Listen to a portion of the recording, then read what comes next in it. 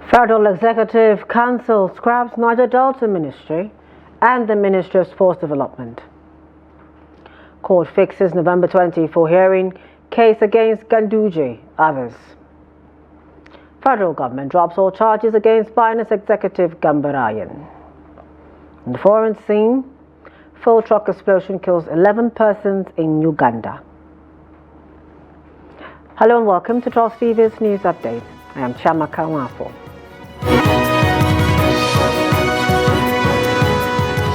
Thank you for joining us. The Federal Executive Council has scrapped the Ministry of Niger Delta Development Ministry and that of Sports Development. Decisions were taken on Wednesday at the meeting of the Cabinet at State House, Abuja. There will now be a Ministry of Regional Development to oversee all the regional development commissions. This means the Niger Delta Development Commission, Northwest Development Commission, Southwest Development Commission, Northeast Development Commission will be coordinated by the new ministry. The National Sports Commission will take over the role of the Ministry of Sports. The Council of Ministers also approved the merger of the Ministry of Tourism with the Ministry of Culture and Creative Economy.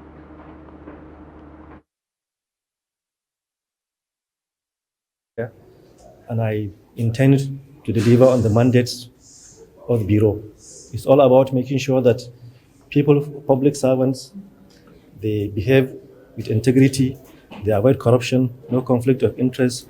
So that is the aim of it. Integrity, accountability, that is what the duties. The Minister of Housing and Urban Development, Ahmed Musa Dangiwa, has issued a 60-day ultimatum to holders of federal government certificates of occupancy, CFO, to settle outstanding ground rents and statutory charges or face the revocation of their titles. The directive was delivered during the 29th Conference of Directors of Lands in Abuja. Dangiwa warned that non-compliance has already resulted in the loss of trillions in revenue for the federal government. The minister stressed that such losses can no longer be tolerated under President Bola Tinubu's renewed hope agenda, as the government urgently requires these funds to support critical development initiatives. He also addressed reports of residents' associations obstructing ministry officials from carrying out billing and enforcement duties in various estates, warning that those who fail to comply with the terms of their CFO would face strict penalties. The Kano State High Court has scheduled November 20 for the hearing of all pending applications in the ongoing case of alleged bribery and misappropriation of public funds against the national chairman of the All Progressives Congress, APC, Abdullahi Ganduje, and 7 others. Ganduje, his wife Hafsat Umar, Abubakar Bawuru, Umar Abdullahi Umar, Jibril Muhammad, and 3 corporate entities, Lamash Properties Limited, Safari Textiles Limited, and Lesage General Enterprises Limited, are facing an 8-count charge filed by the state government. The charges involve alleged bribery, misappropriation, and diversion of public funds amounting to billions of naira. During Wednesday's proceedings, the court was scheduled to hear a preliminary objection from the 6 defendants. Counsel for the plaintiff, Adiola Didikbe SAN, informed the court of their readiness to proceed, noting that a witness had traveled from Lagos to attend the hearing. However, counsel for the 1st, 2nd, and 4th defendants, Ofyong SAN, stated that they had not been served the necessary documents, including the plaintiff's counter affidavit and the preliminary objection. He requested an adjournment to allow time to review the filings. The Nigerian government has dropped all charges against Tigran Gambarayan, an executive at Binance Holdings, who has been facing money laundering trial from detention since April. A lawyer representing the Economic and Financial Crimes Commission, EFCC, the prosecuting agency, announced the withdrawal of the charges at the Federal High Court in Abuja Wednesday morning. The hearing, coming 2 days before the 25th October earlier scheduled as the return date by the trial judge in the open court last Friday, appeared to have been intentionally held to avoid public attention as much as possible. Announcing the withdrawal of the charges, the lawyer said Gambarayan, a United States citizen, was merely an employee of Binance whose activities he was being prosecuted for. Mark Mordi, a senior advocate of Nigeria, SAN, representing Gambarayan, agreed with the prosecution, saying that his client was not involved in the company's broader financial decisions. Still on court matters, the High Court of the Federal Capital Territory in Buhari has issued an interim order preventing the planned sale of an Abuja property belonging to a former president of the Customary Court of Appeal of the FCT, Justice Moses Abu Bello. In a ruling, Justice Muhammad Madugu also ordered the Economic and Financial Crimes Commission (EFCC), the Director General of the State Security Services (SSS), and the Inspector General of Police (IGP) to arrest, detain, and prosecute anyone who attempts to sell, mortgage, or lease the property at plot number 763, Cadastral Zone A6, number 41, Panama Street, Maitama, Abuja, or any other property owned by the late jurist. The ruling was on an ex parte motion filed along with the substantive suits by one of the deceased children and Eniyamire Bello. Listed as defendants in the suit are Reverend Father Ezekiel John Awolumate and the Christ the King Catholic Church, Omene Parish. Other reliefs granted by the court include an order granting the applicant permission to mark the property with red paint and display a sign that reads, "Not for sale." Over in Benue State, the High Court sitting in Makurdi on Wednesday declined a motion seeking an investigation of the court registry.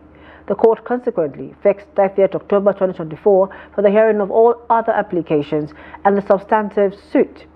The application, which was brought by the All Progressives Congress APC, prayed the court to order the registry to investigate the alleged appearance of counsel's signature on the originating motion and stay of proceedings pending the outcome of the inquiry.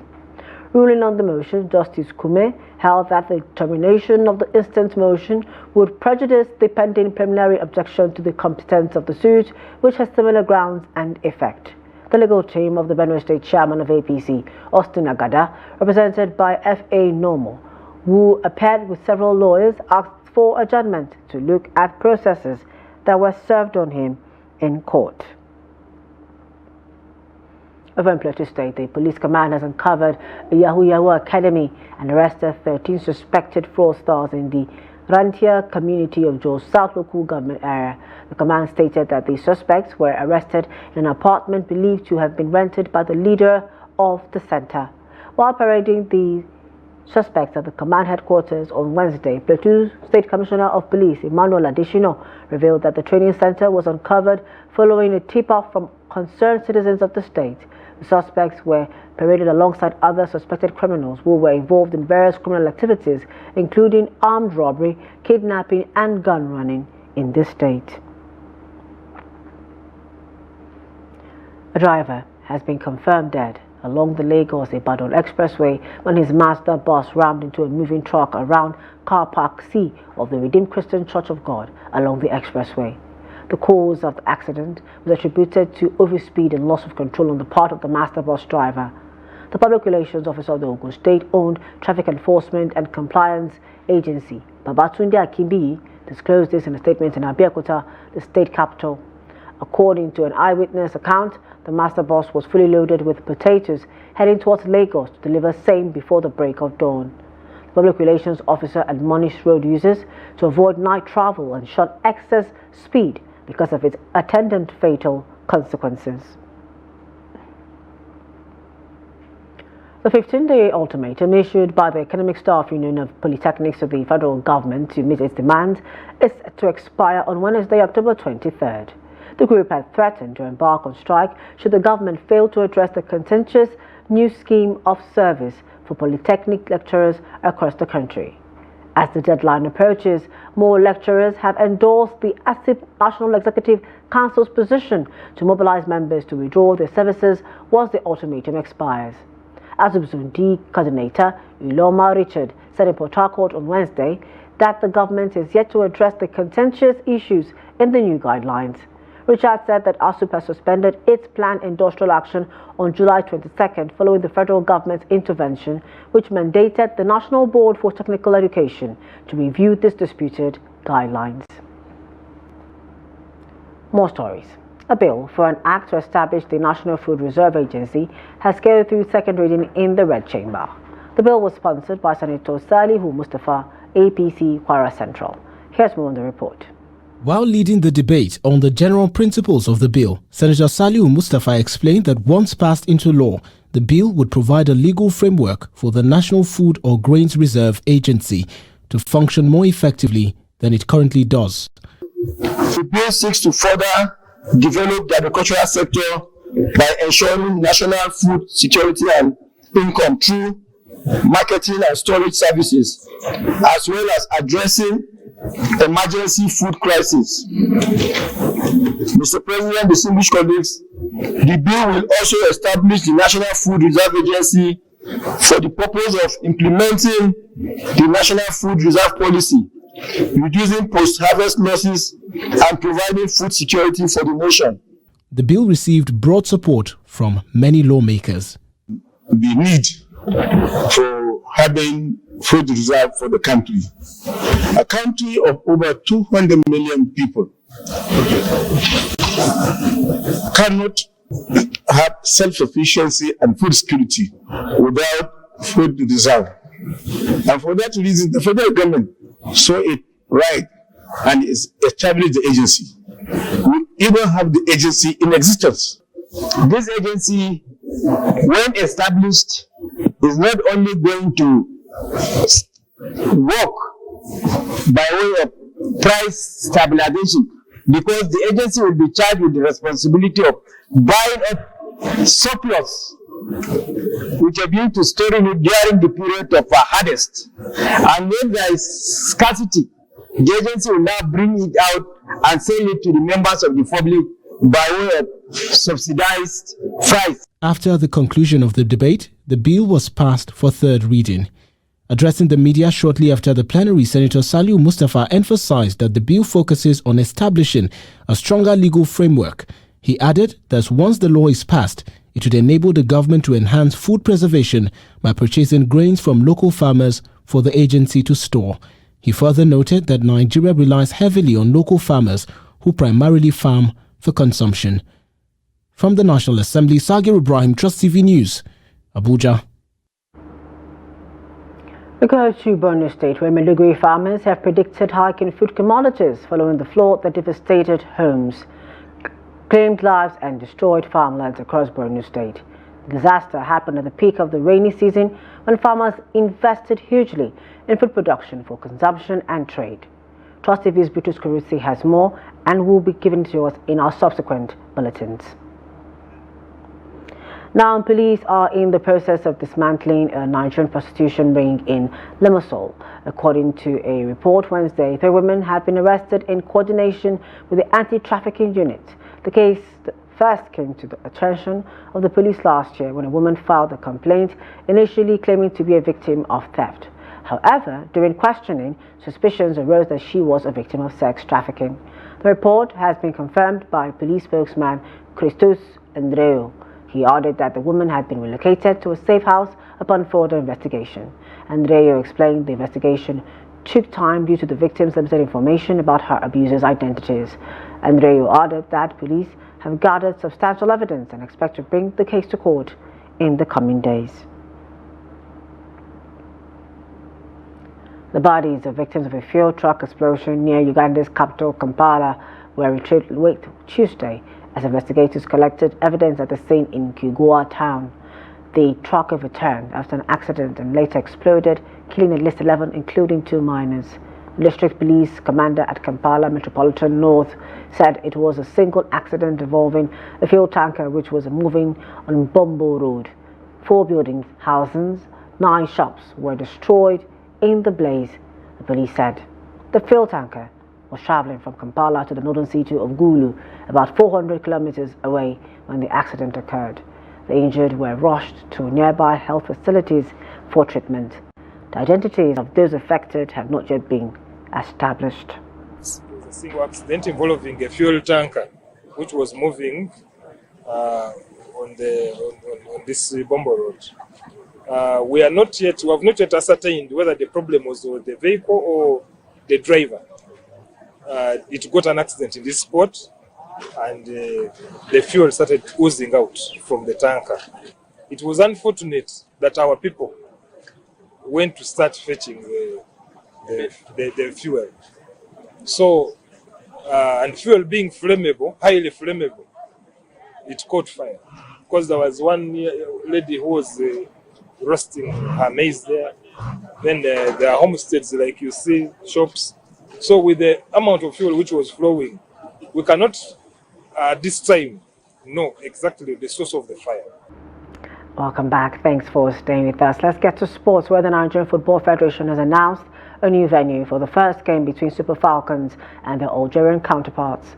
This was contained in a mail inviting journalists for the upcoming friendlies. According to the football body, the second game of the friendlies will hold at the Mobolaji Johnson Arena, Lagos. NFF also called on editors, managers of the nation's sporting media to send in requests for media accreditation for the international friendly match between the Super Falcons of Nigeria and the Phoenix of Algeria. The match will take place at the Remo Stars Sports Complex, Ikene, Ogun State on Saturday, 26 October 2024, starting from 4 p.m. There is a second match between both countries that is scheduled for the Mobolaji Johnson Arena, Lagos on Tuesday, 29 October 2024. Renowned Italian football coaches Jay Manganuzzi and coach Ferri have arrived Kwale, Delta State on Wednesday morning for the official unveiling of the Torino Football Club Academy. The academy's launch is in partnership with ACT Sport Tinubu Football Club Academy, Kwale, aiming to boost football development in Delta State and the region. Speaking ahead of the unveiling, coach Manganuzzi expressed his excitement about the project, said the partnership is a significant step towards nurturing football talent in Delta State. Coach Ferry said they are in Nigeria to provide world-class training and opportunities for young players. The unveiling ceremony is set to attract football enthusiasts and stakeholders from across the state and Nigerians in general.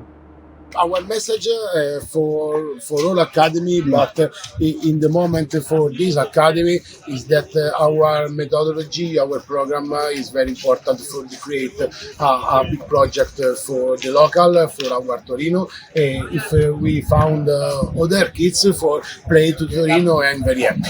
Lui ha detto cosa vuoi dire ai giovani? Okay. For your guys, for is a player is a game, beautiful game, and we play without problem. The soccer is a great game. Is a kids, is a young, is an old man play to the soccer. Everywhere in the stadium, in the field, in the street, in the Europa. I have 4 kids play inside my home and go.